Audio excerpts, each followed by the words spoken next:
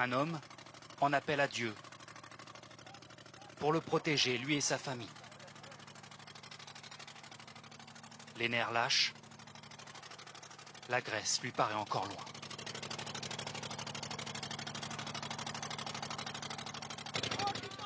Dans 45 minutes, on y sera. Mais autour de nous, personne ou presque n'est rassuré.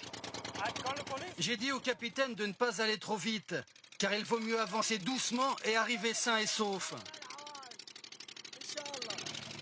La mer est belle, mais le moteur ne marche pas très bien. 60 personnes se serrent sur cette vieille chaloupe. 2 000 € par adulte, 1 000 € pour les enfants. La traversée est pénible. Le bruit du moteur écorche les tympans. La fumée et les odeurs de mazout prennent à la gorge.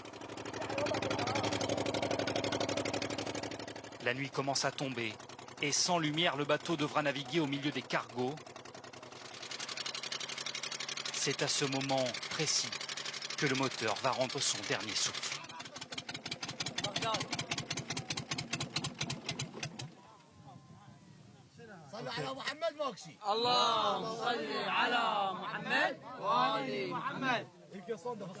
D'abord une prière pour se rassurer, puis l'incompréhension chez les passagers.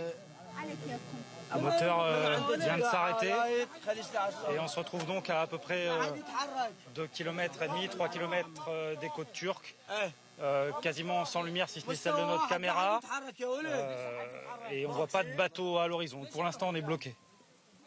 Plongé dans le noir, le son glaçant des sifflets de gilets de sauvetage. Puis la lumière des téléphones portables pour attirer l'attention d'autres bateaux. Les passeurs ne leur ont laissé aucun numéro d'appel d'urgence. Arrêtez de bouger, sinon on va finir par chavirer. C'est donc moi qui vais prévenir les secours par téléphone et leur donner notre localisation exacte grâce à un positionneur satellite. Je les ai appelés, mais il va leur falloir un peu de temps pour arriver, ok? Beaucoup de migrants sont morts ici. C'est pour ça que les gens ont peur. C'est alors qu'apparaît un bateau de pêche grec, dérouté par les gardes-côtes. La mer est de plus en plus forte. Le remorquage s'annonce périlleux. Mon ami, viens par là, viens par là. Laissez-le faire, c'est notre sauveur. À l'aide d'une simple corde, la frêle embarcation va finalement nous ramener vers la Grèce. Vous savez pourquoi on va en Europe? Car chez nous, on se fait tuer par notre gouvernement. Alors que chez vous, quand vous en avez besoin, on vous aide. Le mal de mer rend la fin du voyage bien longue pour certains. Encore quelques centaines de mètres d'angoisse.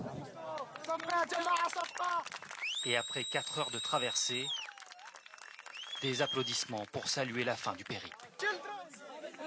Laissez passer les enfants d'abord. Un à un, les passagers sont hissés sur le quai. Frigorifiés pour certains. J'ai froid. Mais sains et saufs.